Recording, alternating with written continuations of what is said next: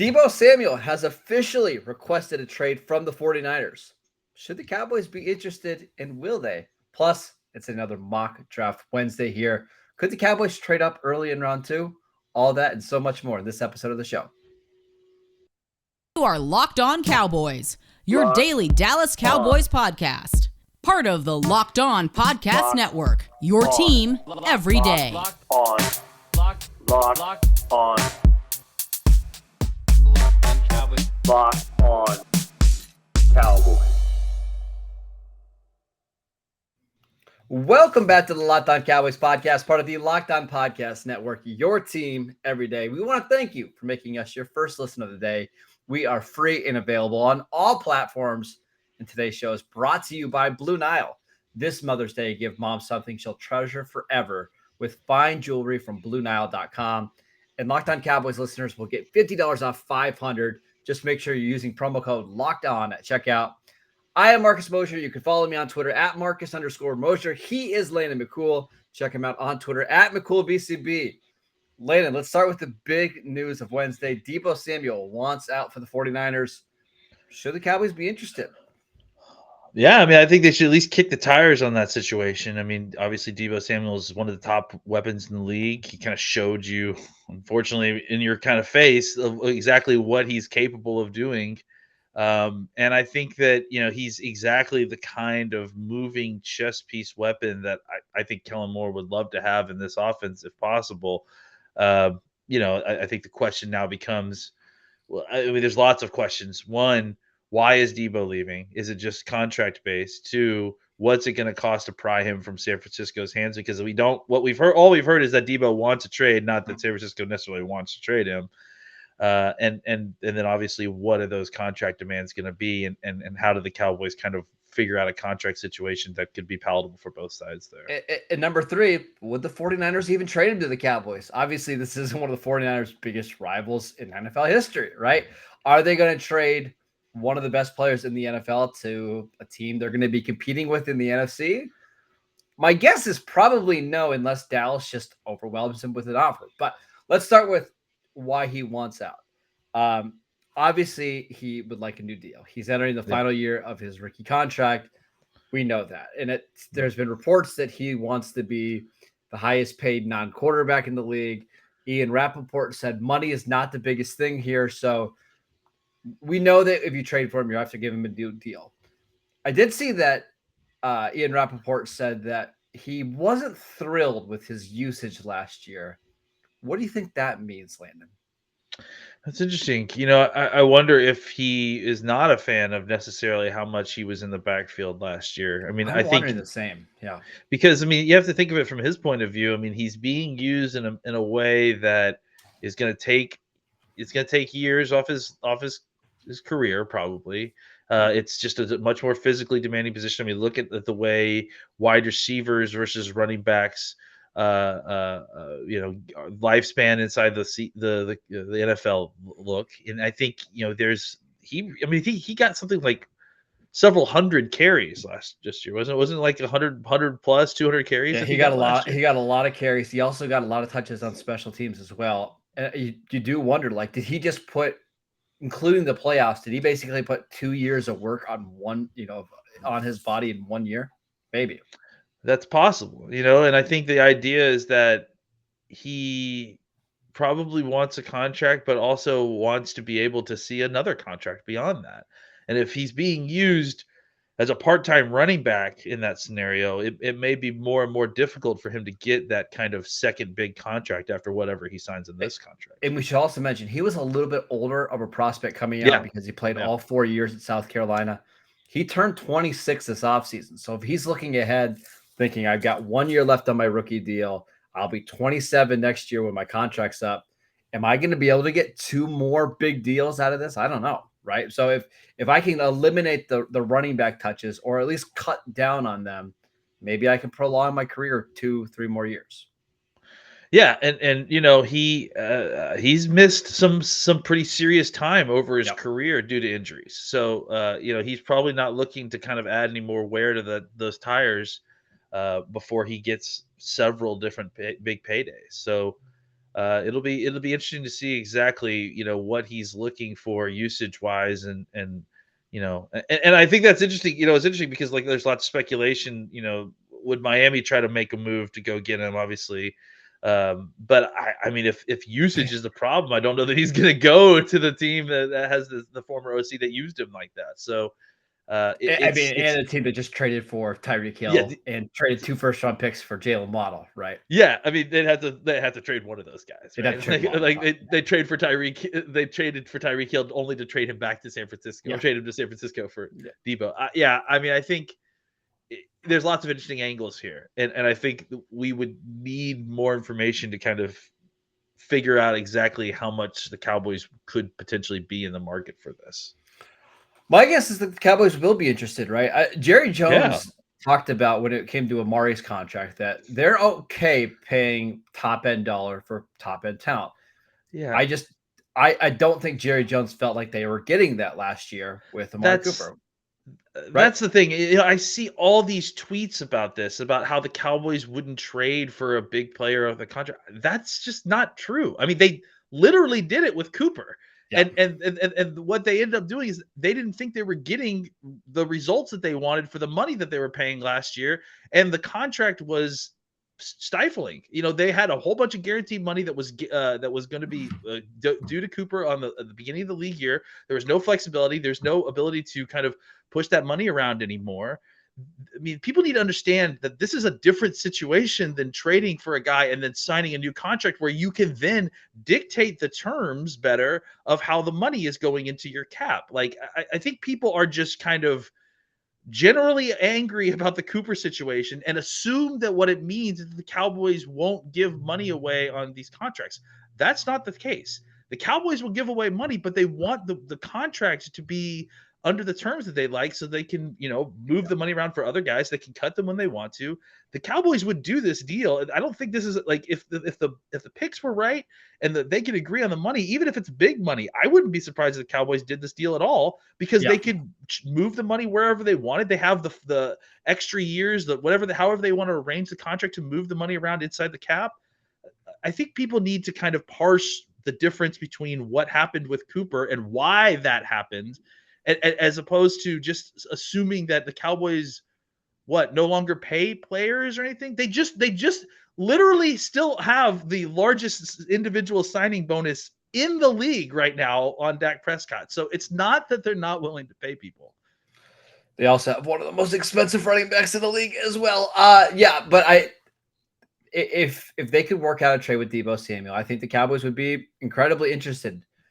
My guess, though, is there's going to be teams that have higher draft picks and more salary cap space that are going to be interested. The Jets, they've got pick 4 and 10. Houston, they've got picks 3 and 13. I think Baltimore at pick 14, and especially teams that are in the AFC, I think are going to be really aggressive here. I think Dallas is interested. I still think it's pretty unlikely that something will get done here. Absolutely. I mean, I think it's unlikely he gets traded, period, honestly. The Cowboys should kick the tires, but honestly, I wouldn't be upset if they, they looked at the situation, they looked at the money, they looked at what you had to give up, and they're like, I don't know that situation is worth doing when I feel like I can get a lesser than version, but still kind of appropriately priced version with while utilizing the players that you already have on your roster, right? I think, if you can get some more out of the guys that you're moving around a little bit, if you're getting more out of Pollard, using him as a wide receiver, kind of in that role, maybe that's more. Honestly, he's your best comp for Deebo Samuel on the roster. They're almost identical in size. Absolutely. Pollard's it's faster. Usage, right? Yeah. Like, it's just like, honestly, if they just used him a little bit more, Pollard, if they used him a little bit more like he was used in college, I mean, you're kind of getting a Deebo Samuel situation. I think Pollard's no slouch. It's not like we're saying some kind of super cheap version. I think Pollard is one of the best tackle breakers in football. So, I could see how the situation, Deebo could price himself out of this situation, but I disagree with the idea that the Cowboys wouldn't necessarily be willing to trade for a player that they would have to sign to a big contract. I mean, they literally just did it. Like, last thing before we move on, just this thought happened to come to my mind. I think the Cowboys are going to start to lean into using Pollard more as that kind of player all over the field. Yeah. Would you be interested in giving Pollard an extension right now? Listen, this is coming from a guy that absolutely hates running backs, but Tony Pollard was a 4th round pick. Would you offer him 3 years, $21 million right now? I'm sorry. We're talking about paying a running back? Is that what we're doing here I'm on the just Locked On asking a Cowboys question, podcast? man. I just want to make wanna sure that we know. all mark the day down, everybody. It's I mean, unironically, it's 420, and Marcus is acting like he's high and he's trying to give away money to running I'm backs. just I can't listen, even believe we it's got all this happening. cap space that we're not using on. We might as well pay somebody, right? Yeah, honestly, I would. Because I think, again, I think the Cowboys would do well for themselves, and frankly, Pollard would too. I think in some ways, if they stopped viewing Pollard as a running back, or Yes. if they stopped just viewing Pollard as a running back and sort of this kind of in between, interchangeable wide receiver running back, it would extend his career, figure out a contract that is equitable for him, and frankly, the league is going to need to figure out these contracts because there's only going to be more and more of these kind of position nebulous players that are going to come into the league and they'll become useful if teams know how to use them properly, but then the league is going to need to figure out a way to pay these guys and like what's an appropriate compensation for them. Maybe the Cowboys can get in before that happens and give themselves a deal with Pollard before this kind of niche player becomes more popular and the contracts start going up for those guys. Am I also crazy by thinking, hey, if you paid him more than whatever he's getting paid now, which is basically pennies, you might be more inclined to use him? Because I feel like with him being on a rookie contract that's paying him like $700,000 a year, you're like, well, listen, we're paying Zeke this much money. We should give him touches. But if all of a sudden we're paying Pollard $7 million a year, maybe you're being more inclined to make sure he's a bigger part of the game plan, or is that just crazy talk? I don't think it's crazy talk, but I think it's not whatever they would pay him, it still wouldn't be proportional to what Zeke's making. Right. So I think that the thought process that Zeke is getting more carries, more touches because of his payment, I don't know that supersedes that, if that makes sense, right? Yeah. Because Zeke's still being paid a lot of money. Yes. So they're gonna get his touches on him.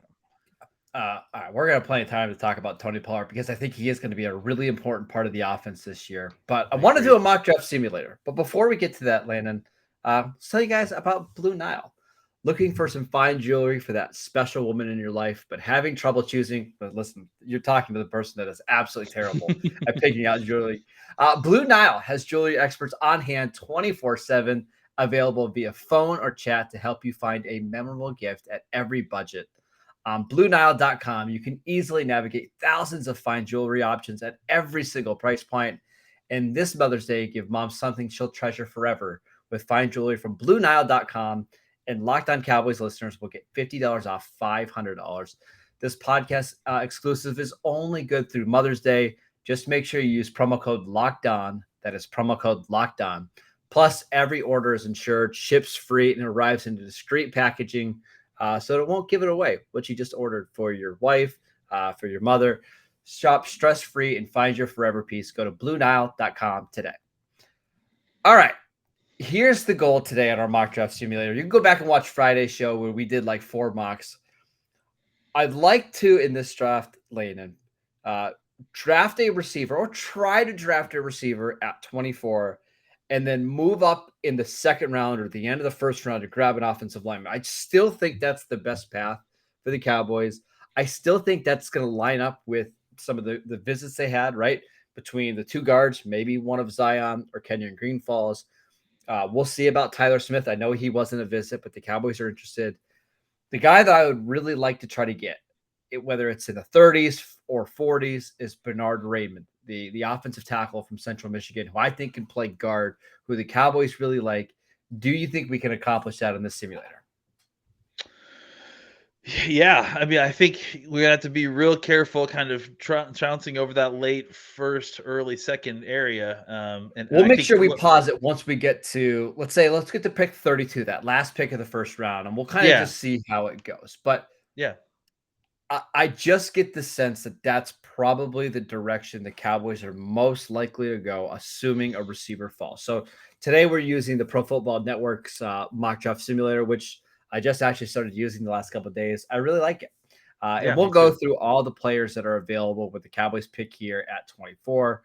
Hey, we got a trade offer from Green Bay, but uh, do you want Not to today, accept? Green Bay. Not today. We're doing something different. All Yeah. right. Another one from Tennessee, a whole bunch from the 49ers. All right. So available to us at pick 24. It's a good one. It's Zion Johnson. It's Treylon Burks. It's Kenyon Green. You have Tyler Linderbaum there. Your guy, Tyler Smith. Bernard Ryman is still there. Where do you think the Cowboys would go here at pick 24? I mean, honestly, if we're asking what I think the Cowboys would do, likely they would consider Zion Johnson or Kenyon Green here. But I think for the purposes of what we're talking about, let's say Treylon Burks, right? Okay. Yes. Uh, that's what I think they would do. They grab a receiver that can come in and play right away. He can give them some Deebo Samuel like aspects of their game. Uh, I think this is a pretty easy pick. I'm not even the biggest Treylon Burks fan, but I think here at 24, it makes sense. All Yeah, right, I think it totally makes sense. Absolutely. anybody on defense you like? Devin Lloyd, Nakobe Dean, Daxton Hill, Perrion Winfrey? No. I mean, I like all those guys. That's what I like about 24 is that you have Yeah. options of guys. But yeah, I think for the purpose of what we're All right. talking about, Burks is the pick. All right. Let's go ahead and take Treylon Burks. Okay. And then let's pause it here when we get to the last pick of the first round. So Devin Lloyd, Daxton Hill off the board. Linderbaum goes 31 to the Bengals. Kenyon Green 29 to the Chiefs. Perrion Winfrey going 27 to the Bucks. That's rich, It's a man. little rich. All right. So round one is over. Still on the board for the Cowboys looking for offensive linemen. You have Zion Johnson, which is very interesting. You have Tyler Smith, Bernard Raymond. Any other guards you like? Ed Ingram's there. Did Green go already? Yes, Yes, he Green went did. 29 to Okay. the Chiefs. Would you be willing to trade up to pick 33 to get Zion Johnson, or are you okay waiting a little bit? Well, you've got 3 guys there, right? Go back to the tackles, please. Yep. Tyler Smith, Bernard Raymond, and then that's basically it. But you do have 3 between Smith, Ryman, and Zion. And Zion. Yeah. So I would see. Let's wait until one. Can we pause? Can we go Sure. and then pause when one of those 3 gets taken? Absolutely. Let's go ahead and run it right now. Christian Watson, Sam Howell, Arnold Ebiketie, Sean Ryan, David Whoa. Ojabo. Zion goes Okay. 30. Zion goes there. Zion goes 38 to the Jets. I waited a little bit longer to pause it, but Roger McCreary to the Bears at 39, Cameron Thomas to the Seahawks at 40. Looking back at this now, would you have traded up 38 to get Zion, or is that still too much to go up and get a guard? I mean, I don't feel like I needed to, right? Like, Yeah. I mean, I love that the Giants took Sean Ryan at 36. I'm a fan of that. I think this is where you trade, right? Like, this is a good spot because you got the Seahawks here, right? They at 40 and 41. They've already made their first pick. This is their. Did they have a first round pick? Yes, I they don't know have one at 9. Okay. Yeah. Oh, that's right. Yeah. Oh, that's right because of the trade. Yeah. So I just wouldn't by be going surprised off if the they want more picks. So I wouldn't be surprised if they would want to trade down from 41. just going off the trade chart to get to 41, picks 56 and 88 line up exactly perfectly according to the Jimmy Johnson trade chart. Yeah, and so you do that, and then you can trade up and get either Tyler Smith or Bernard Ryman. Is it Ryman? Ryman. Yeah. Ryman. Now, there are some other guys that are still really good outside of the guards if you want to look somewhere else. You do have Devontae Wyatt. You have Boy Mafi. You've got a bunch of linebackers, Kyler Gordon, George Pickens, but you've already drafted a receiver. For me, and the reason why I like Ryman so much, and if you haven't got a chance to go watch Bernard Ryman, I really encourage you to just even go to YouTube and watch some of his past sets. His feet are really good. He doesn't, once he's engaged, he doesn't really lose. He just doesn't have super long arms. And It's one of the things he's probably going to have to play guard in the NFL. But if you need somebody to slide out and play tackle, I trust him to do that. Yeah, I mean, I think that's the one thing about both him and Tyler Smith is that they can probably both play both positions. I would say that they both would probably start out as guards to be Mhm. safe, and then yeah, with the idea that eventually they could both. I don't know that you would want. Well, maybe you might could move Rahman full time to tackle eventually if you wanted to, If you needed to, I think so. Yeah. if you needed to. But I think Tyler Smith is someone that definitely will end up at tackle at some point. Here's the conversation around Bernard Raymond a lot too. Is he is an older prospect for a couple different reasons. He had to do a military service right out of high school. He's pretty new to football. He's Yeah, from Austria, I believe. Austria. Yeah. Austria. Um, but I don't feel like offensive line age really bothers me as much as it does at other positions. Zach Martin was old coming out. He was 24. It's just not that big of a deal. If Ryman will be 29 at the end of his rookie contract, is that ideal? No, but guards can play into their early 30s that are just fine. So if you want to give them a second contract, I don't think it's going to be a big deal. It doesn't bother me here.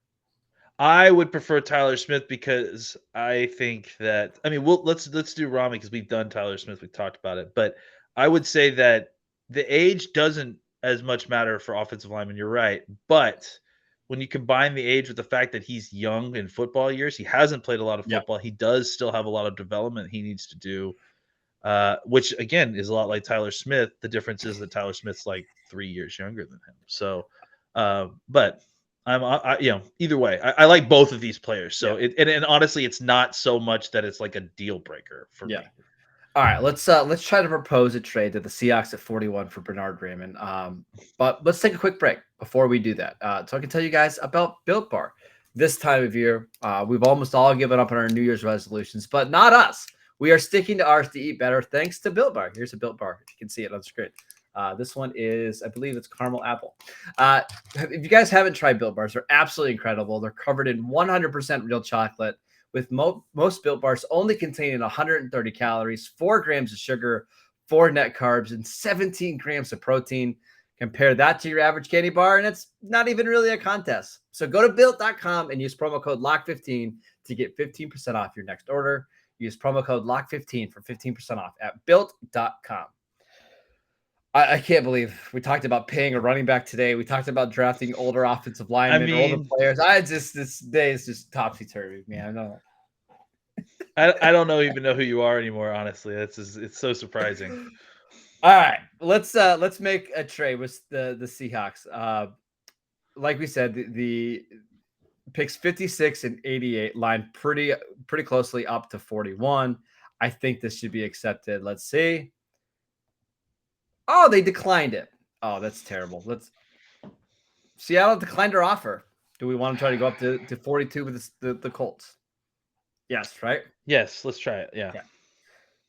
I don't like how they don't even give you a chance to counter. Offer, They just say no. All right, 56 and 88 for 42 to the Colts.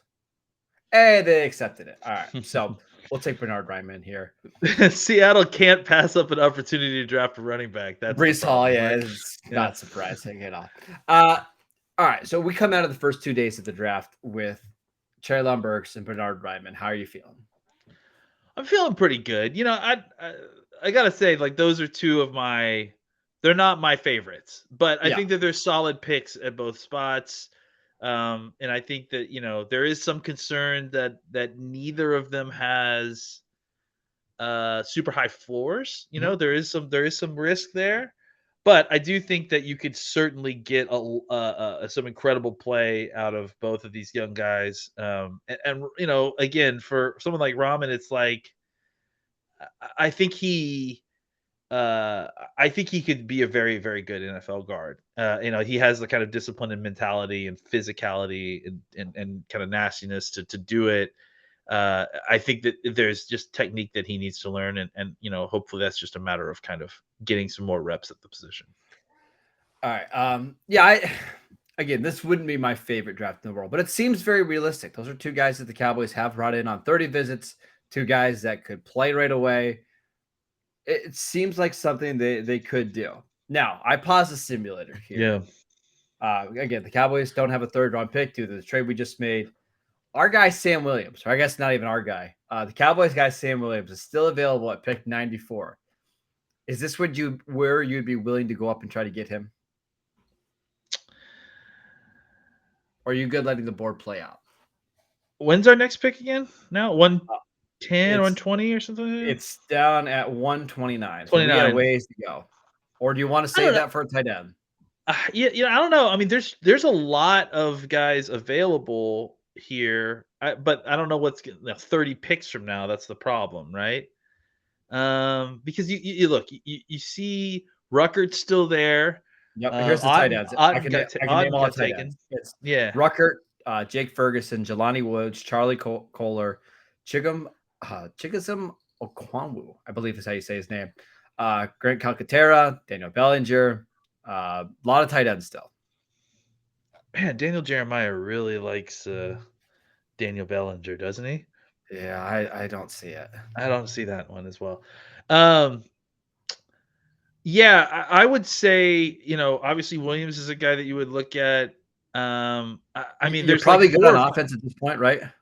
Except for tight end. Except for tight end. Yeah, I see 4 or 5 different guys that I wouldn't mind getting, right? Like including those tight ends, including wasn't it go back to there was a defensive line the kid from Houston. Yeah, Logan Hall's still available, but he won't be available there. No. I mean, that might be someone worth looking at if he still falls. Benito's still there at 93. I don't know that these guys aren't going to make it to your next pick, but I just think that there's a lot of guys you like still available. So maybe there'll be someone available still when you pick. Do you want to wait until we get to the top of the 4th round at least? Yeah, let's see what it goes. All right, trading. We'll name some guys. Nick Nino off the board. Logan Hall, Kirby Joseph, Ron McKinley, Isaiah Thomas, Sam Williams, 99 to the Browns, Justin Ross, Darian Beavers, Lavicta Smith, Cameron Jurgens. All right, we're at the top of the 4th round now. So you lost quite a bit. But yeah, tight ends are still there. Ruckert's still there. Woods is still there. Kohler's still there. Look at the overall list if you don't please.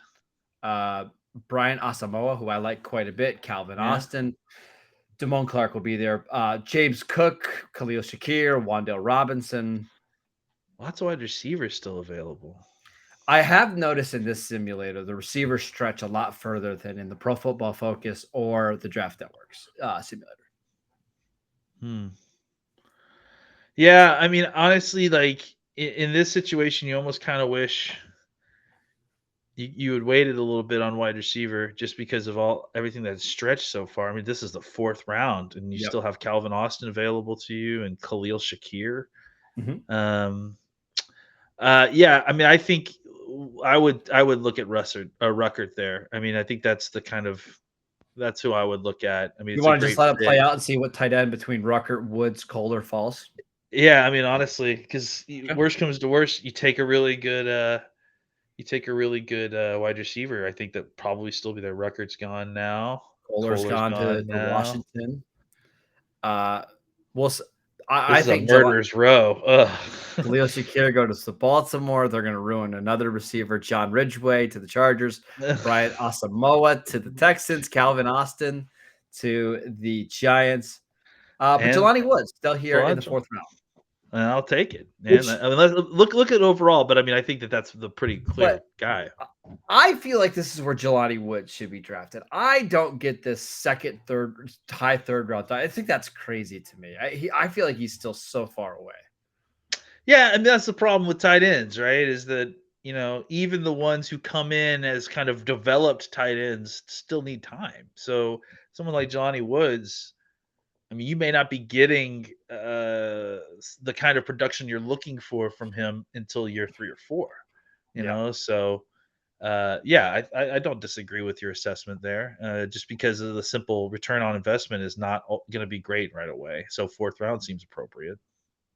Just looking at corners really quickly because there's a couple guys I know Dallas likes on day 3. None of them are available, but all right, I think at this point you probably take Jelani Woods, and that's your draft. So you come out of the first 4 rounds with Treylon Burks, Bernard Ryman, and Jelani Woods. Overall, what do you think? I think it's a draft with a very perilous floor. That's my concern, right? Yeah. All three of these guys don't have exactly a high floor. I think Rahman does in some ways, but the problem is you're shifting him to a new position. Like I said, he's older player is not so much a problem, but he's young at football. He's young in football years, so Burks has obviously the pitfalls that we've all discussed, that just kind of an underdeveloped player at the position as of right now, needs to be kind of schemed touches, which shouldn't be a problem, but that is just something you have to worry about. And Jelani Woods is a guy that is just got a long way to go before he's ready to be an every down tight end. But I do think that, again, sort of like Burks, his athleticism provides an avenue for him to get on the field early while he's still learning the position. So some big upside swings here, but you do have concerns that if these guys aren't able to kind of find a nice high floor their rookie year, how much value we're going to get immediately from this class. Would you have rather traded up to pick 33, 34, get Zion Johnson? It would cost you a lot more, but would you have rather done that? I think looking back, maybe so.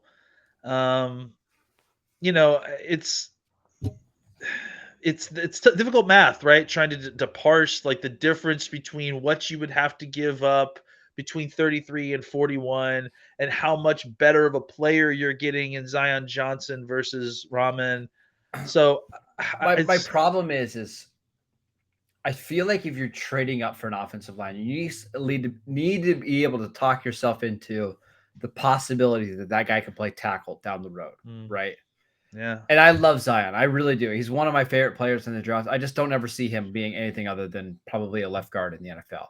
Where I could at least see Bernhard Raimann being like, hey, Tyron's down in 2023 for 5 games. Can you just kick out the left tackle like you did in college and play that spot? We know that we're going to have to help you a little bit, but I could see him playing a more valuable position down the road where I don't really see it with Zion. Yeah, I mean that's the thing, right? Is with the most of these guys, they have that position flex, and that's going to give them a little bit of a bump. Zion Johnson is just that much better at playing guard than those guys are. Yes. And it makes kind of parsing this difficult, right? Like, I'm okay taking Zion at 24. It's just, do I want to give up 2 picks to go get him? That's fair. In the second round, it doesn't really make sense because the first round value is so much more than picks 56 and 88. But it's the thought of I'm giving away 2 players to 2 prospects to go get him is what's a little bit challenging. Yeah, trade value chart doesn't actually calculate the opportunity lost, right? Yeah. Of what you're giving up. So you have to kind of calculate that on your own. Like, is this worth taking moving off of an extra swing of the bat to try to secure a guy that we feel like will make sure that we hit a solid double or triple at the left guard position. Yeah. So it's calculated, especially trading up for an offensive lineman, which is again why I almost think that it would be preferable to figure out a way to do it the other way if you can, if you like the wide receivers that fall in that range. But I mean, honestly, Stephen Jones did mention they like the depth at that position. I mean, I think that certainly kind of implies that they would wait a little while there. So, but at the same time, I honestly think that the Joneses are kind of playing good cop, bad cop on this whole situation. They basically counteracted each other with what they said. So, it's very difficult to kind of figure out which one of them is telling the truth, and maybe neither one of them are. Maybe they have plans for all of this, and they're just kind of throwing chum in every different direction. Yeah. All I'll tell Cowboy fans is just do some research on Bernhard Raimann over the next week. I'm not saying the Cowboys are going to pick him. I just know they like him quite a bit. And honestly, there's a lot to like between his work ethic. You go read his story. His athleticism testing is off the charts. Go look at Pro Football Focus and look at how he graded out this year at left tackle at Central Michigan. He was incredible. He finished the season very strong, very well. Like, I think he didn't allow a single pressure in the last 6 games or something ridiculous like that. So he also played. He averaged 75 snaps a game over the final 6 games of the season. He played a lot. He's athletic and he doesn't tire, and that's pretty important from your left tackle. All All right, that is it for today's show. Thank you guys for tuning in. We covered a lot today, but we've got some busy shows coming up over the next week heading into the draft.